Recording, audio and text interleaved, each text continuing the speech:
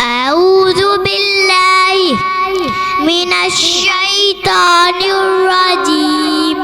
بسم الله الرحمن الرحيم.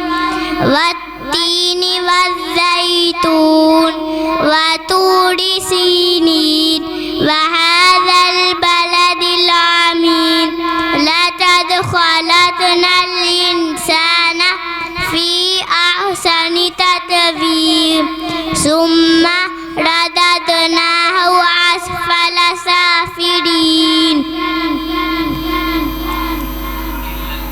إلا الذين آمنوا وعملوا الصالحات فلهم أجر غير ممنون. فما يكذبك بعد بالدين.